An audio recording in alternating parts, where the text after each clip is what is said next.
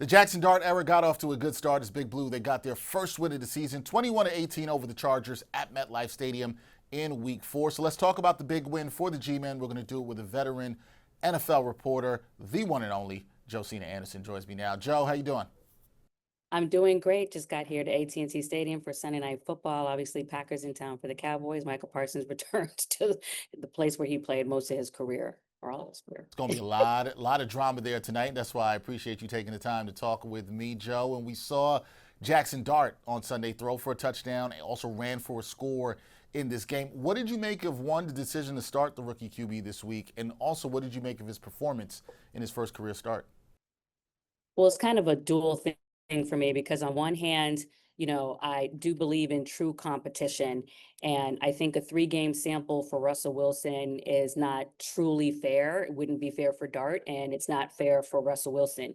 Now, whether I think he should have been brought here is a whole other story if the Giants were going to end up with Jaxson Dart and you also acquired Jameis Winston.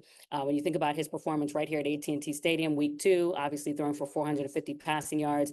I know the first start and the third start weren't as great, but he did face, I think, 55.3% of pressure on his dropbacks last week, which was third most in the NFL. And obviously, in the first week, he didn't have his left tackle and Andrew Thomas. So there's certainly explainable things there. Relative to the leash that Brian Dable is on and general manager Joe Schoen, obviously, I thought the move made sense. From that standpoint. And clearly, Jaxson Dart did show some great flashes in the preseason, but kudos to the Giants for getting a win, beating the Chargers 21-18 and gutting it out because it was for sure a necessary win. No, it was a necessary win, and Jaxson Dart looked solid in this one. And while the vibes are good, Joe, from Giants fans about the victory, the team, they may have suffered a major loss because Malik Nabers, he suffered a knee injury as he was trying to catch a ball down the sideline in the first half. He's feared, reports have come out, to have torn his ACL. Nabers is going to undergo an MRI on Monday. Now, this obviously would be a huge blow for the Giants if Nabers misses any significant time, but how much would this hurt the development of Jaxson Dart if Nabers misses significant time? It's definitely a huge concern, potential huge blow. Obviously, they want to, get it confirmed and get him under MRI to see exactly for sure what it is. In this game, although it's a great win and everyone has to show up and you play to win the game and obviously you have to do that. But on the other hand, this was a big opportunity for the Giants to take advantage as, the Chargers did not have Khalil Mack. They lost their second left tackle and Joel during the game. They were down to their third left tackle, sir. And obviously the team is coming from the West Coast. So just a confluence of circumstances that you do want to take advantage of. But my point is that moving forward, they're not necessarily always going to have that, just like, versus the Cowboys, even though they didn't win that game, you're not having that much of a pass rush. This game, there's some things to take advantage of, although obviously the Giants lost Nabers as well. And clearly he's just a deep threat. He's a alpha dog. You want that type of potent downfield weapon, for the team. But who knows? Maybe this is an opportunity for them to, if Nabers is injured, and obviously that's not something that you want, but if you do, that's the reality of the NFL. And maybe that's a call for someone like Odell Beckham Jr. Yeah, maybe it is for that, and also for Jaxson Dart to get acclimated with his other receivers there in the receiving corps. So we'll see how that plays out. Now, the Giants' defense, they were solid today, Joe, against the Chargers. 2 takeaways that turned into 11 points for them. What impressed you about the Giants' defense here in Week 4?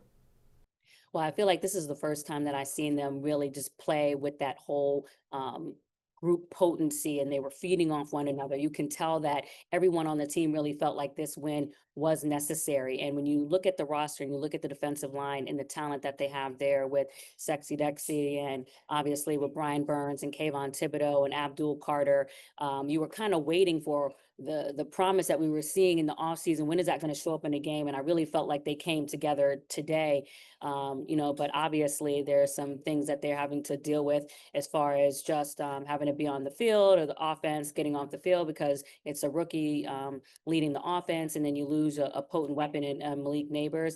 But certainly this is exactly what the Giants were hoping to see, and hopefully they can also see it throughout the duration of the regular season and trying to snack more wins because they do have the New Orleans Saints coming up. It's a perfect segue to where I wanted to go next, Joe. Last thing here, because the Giants, they want to keep these good vibes going. They're on the road next week. They'll be down in the Big Easy, as you just mentioned, against the Saints. What will you be keeping your eye on with the G-Men as they look to make it 2 wins in a row? Is it the continued good play from the defense? Is it another step for Jaxson Dart? What are you keeping your eye on with the G-Men? Basically, just looking at the win column, they have to go down there. There's just absolutely no way that they cannot get the win. As you know, in New York, all the wins and all the losses sometimes are short-lived. It's up and down. The sky is always falling in the New York with the New York media. And after getting this win, you certainly don't want to go to New Orleans and fall there with the team that is clearly in the middle of rebounding, and then having a short week right after that. To play the Philadelphia Eagles Thursday at home as well, with the team that just had a tough fought win in Tampa earlier today, speaking of the Eagles, and having to go up against the defending Super Bowl champion. So you're either going to go down or you're going to be riding a nice wave coming into a very tough matchup in the NFC East against the Philadelphia Eagles right after that as well. All right, so what I hear there, Joe, is don't play with your food next Sunday if you're the Giants down in the Big Easy, although there's a lot of good food in the Big Easy, as you and I know. That is Josina Anderson, a veteran NFL reporter. Check her out everywhere, also host of The Exhibit. Please check that out as well. Joe, good to see you. Always a pleasure to talk some football with you. Appreciate you, sister. We'll talk soon. Thank you, Dexter. You too.